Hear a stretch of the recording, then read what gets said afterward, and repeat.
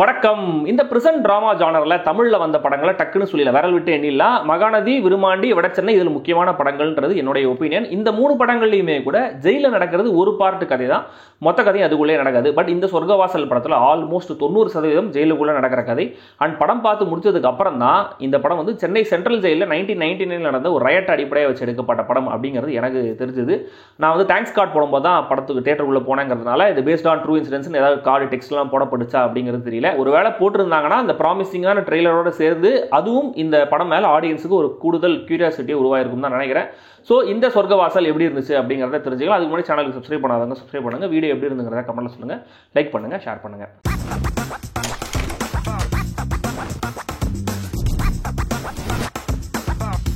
சொர்க்கவாசல். ஆர்ஜே பாலாஜி பண்ணாத ஒரு தப்புக்காக கொலைகாரன் குற்றம் சாட்டப்பட்டு ஜெயிலுக்கு வராரு. அங்க செல்வராகவன் ஆல்ரெடி ஒரு பெரிய டான், அவர் சொல்றது அங்க சட்டம் மாறி பாலாஜி ஜெயிலுக்கு வர அவரும் ஒரு காரணம் அப்படிங்கிற மாதிரி நம்மளுக்கு சொல்லப்படுது. இந்த சூழல்ல இந்த ஜெயிலுக்கு புதுசா ஒரு ஜெயிலர் வராரு, அதுதான் ஷராஃபுதீன்.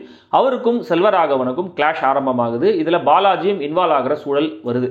இதுக்கப்புறம் என்ன ஆச்சு, எப்படி எல்லாம் பிரச்சனை வந்துச்சு, இதுல அப்பாவி ஹீரோ எப்படி பாதிக்கப்பட்டாரு, அந்த ஜெயில எப்படி கலவரம் வெடிச்சது, கடைசியில உயிர் பழைச்ச கேரக்டர்ஸ் யார் யாரு, இதெல்லாம் தான் இந்த சொர்க்கவாசல்.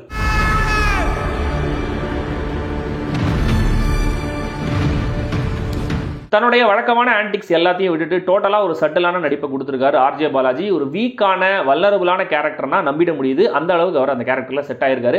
பட் எமோஷனல் காட்சிகள்ல அவருக்கே கொஞ்சம் டவுட் இருக்கா என்னங்கிறது தெரியல. இன்னும் கூட கொஞ்சம் கன்விக்ஷனோட பண்ணிருக்கலாம்ன்ற மாதிரி எனக்கு தோணுச்சு. கிட்டத்தட்ட 2வது ஹீரோ மாதிரியான ஒரு கேரக்டர்ல செல்வராகவன் எப்பவும் போல அவருடைய அந்த ஜோன்ல நடிச்சிருக்காரு, வந்து போயிருக்காரு. ஸோ சில காட்சிகளை கன்வின்சிங்காக புல் ஆஃப் பண்ண கொஞ்சம் கஷ்டமும் படுறாரு. ஷராஃபுதீனுக்கு மொழி பிரச்சனையா என்னங்கிறது தெரியல. சில இடங்களில் டப்பிங் நான் சிங்கில் போகுது, சில இடங்களில் அவர் பேசுகிற விஷயங்களுக்கும் கொடுக்குற ரியாக்ஷன்ஸுக்குமே நான் சிங்காக தான் இருக்கு. ஹக்கீம் ஷா படம் முழுக்க கிட்டத்தட்ட ஒரே இந்த ரேம்பேஜ் மூட்லயே இருக்காரு. நீட்டான பெர்ஃபார்மன்ஸ் தான், பட் ஸ்டில் கொஞ்சம் ஒரு டைமென்ஷன் காட்டிருக்கலாம் மாதிரி தோணுச்சு. இந்த கதையில கொஞ்சம் டெப்த் இருக்கிற கேரக்டர் அப்படின்னா அது கருணாஸோடைய கேரக்டர் தான். பெரிய ஸ்கோப் இல்லைனாலுமே கூட கொடுக்கப்பட்ட ஸ்பேஸ்ல தன்னுடைய பன்முக திறமையை கருணாஸ் நிஜமாவே இந்த படத்துல கொஞ்சம் பதிவு பண்ணியிருக்காருன்ற மாதிரி தான் எனக்கு தோணுச்சு. Very nice. சக கைதிகளா நடிச்சிருக்கிற பாலாஜி சக்திவேல், ரவி ராகவேந்தர், கென்றி கேரக்டர்ல வந்த ஒருத்தர், விசாரணை பண்ற நட்டின்னு எல்லாரும் கொடுக்கப்பட்ட வேலையை செஞ்சிருக்காங்க. ரைட்டர் சோபா சக்தி ஒரு சர்ப்ரைஸ் இந்த படத்துல வன்முறை எதிர்க்கிற கேரக்டர்ல அவர் கவனிக்க வைக்கிறாரு. அதே மாதிரி ரங்கு அப்படிங்கிற கேரக்டர் எழுதப்பட்ட விதமும் அந்த கேரக்டர் நடிச்சிருக்கிற மௌரிஷோட நடிப்பும் கூட கொடுக்கப்பட்ட கம்மியான ஸ்கிரீன் டைம்ல நோட்டபிளாவே இருந்துச்சு. ஹீரோயின் சானியாவும் அவங்க கேரக்டர் நல்லாவே ஃபிட்டினா இருக்காங்க. என்ன அவங்களோட இந்த டேன் மேக்கப் தான் கொஞ்சம் ஆடா இருந்துச்சு. பிரின்ஸ் ஆண்டர்சனோட சினிமாட்டோகிராஃபி ரொம்ப நல்லாவே இருந்தது. கதையோட இந்த வயலண்ட் நேச்சருக்கு ஏற்ற மாதிரி ஒரு ராவான ஃபீலை கொடுத்துருக்காரு. ஜெயில மொத்தமா காட்டுற ஒரு சில ஷாட்ஸும் சரி, ஜெயிலுக்குள்ளேயே டிராவல் ஆகிற வெவ்வேறு இடங்களை காட்டுற காட்சிகளும் சரி ரொம்ப லைவ்லியா இருந்துச்சு. கிறிஸ்டோ சேவியரோட பின்னணி இசை எனக்கு ஆன் அண்ட் ஆஃபாக தான் ஒர்க் ஆச்சு. இதுல ஒரு இங்கிலீஷ் பாட்டில் வர பிஜிஎம்ல கடைசியில் வருது, அது டோட்டலா சிங்க்ல இல்லாத மாதிரி தான் எனக்கு இருந்தது. ஒன்ஸ் ரயட் ஆரம்பிச்சதும் நடக்கிற விஷயங்களை அடுத்தது ப்ராப்பரா காட்டி டென்ஷனை மவுண்ட் பண்ண விதத்துக்கு எடிட்டர் செல்வாவுக்கும் செட்டா இல்ல நிஜமாவே ஒரு பெரிய ஜெயில எடுத்திருக்காங்களான்னு சட்டுன்னு கண்டுபிடிக்க முடியாத வகையில ஆர்ட் ஒர்க் பண்ணிருக்கிற ஆர்ட் டைரக்டர் எஸ் ஜெயச்சந்திரனுக்கும் பாராட்டுகள். ஒரு பிரிசன் டிராமாவுக்கான ஆம்பியன்ஸை அந்த வேர்ல்ட பக்காவா உருவாக்கி இருக்காரு இயக்குனர் சித்தார்த் விஸ்வநாத். இப்படி ஒரு உலகம் இருக்கிறதே தெரியாத சாதாரண வாழ்க்கை வாழ்ந்துட்டு இருக்கிற ஒரு அப்பாவி அதுக்குள்ள வரும்போது அவனுக்கு ஏற்படுற ஸ்ட்ரெஸ் என்ன, அவன் எவ்வளவு க்ளூலஸா இருப்பான் அப்படிங்கிறத காட்டின காட்சிகள் நல்லாவே இருந்தது. இந்த காட்சிகளில் ஆர்ஜே பாலாஜியும் நல்லாவே நடிச்சிருந்தாரு.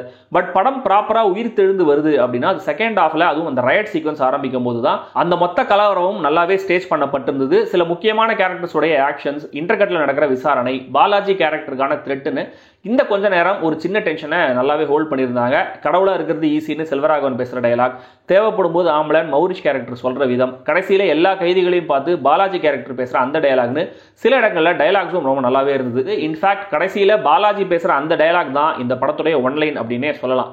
ஆனா அதுதான் இந்த படத்துடைய ஒன்லைன் நம்மளுக்கு புரியவே லாஸ்ட் ஆக்ட் வரைக்கும் வெயிட் பண்ண வேண்டியதா இருக்கு. அதுதான் இந்த படத்துடைய முக்கியமான டிராபேக். முதல் பாதி முடிகிற வரைக்கும் இந்த கதையோட ப்ரொட்டாகனிஸ்ட் யாரை நம்ம ஃபாலோ பண்ணுங்கிறதே புரியல. ஒரு விசாரணை நடக்குது, அதுல சிகாமணிங்கிற கேரக்டருக்கு பயங்கரமான பில்டப் கொடுத்து ஆரம்பிக்கிறாங்க. அவர் ஜெயிலே கண்ட்ரோல் வச்சிருந்தாரு அப்படிங்கிற மாதிரி சொல்றாங்க.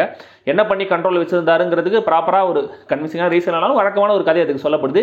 சரி, இவர் தான் மெயின் கேரக்டர் போல இருக்கு அப்படின்னு நம்ம நினைச்சா பார்த்திவன் அப்படிங்கிற ஒரு அப்பாவியோடைய அறிமுகம் வருது. ஸோ அவருடைய சூழல் சொல்லப்படுது. சரி, இவர் தான் ப்ரொட்டாகனிஸ்ட் நினைச்சா ஜெயிலர் கேரக்டர் ஒருத்தர் வராரு, அவர் நல்லவரா கெட்டவராங்கிறதுல ஒரு கிளாரிட்டி இல்லைங்கிறதுனால ஒருவேளை இவரும் ப்ரொட்டாகனிஸ்டா இருக்குமோன்னு ஒரு டவுட் வருது. தென் யாரோடைய மோட்டிவேஷனும் நம்மளுக்கு கிளியராகவே இல்லை.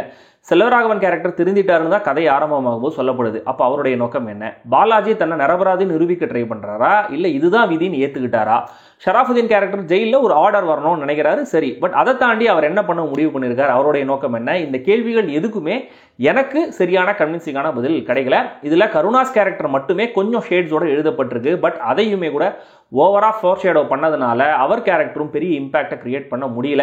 ஸோ தொடர்ந்து ஒரு டிஸ்கனெக்டோடவே படத்தை பார்த்ததுனால பெருசாக எந்தவித தாக்கத்தையும் தராமையே மொத்த படமும் கடந்து போயிடுது.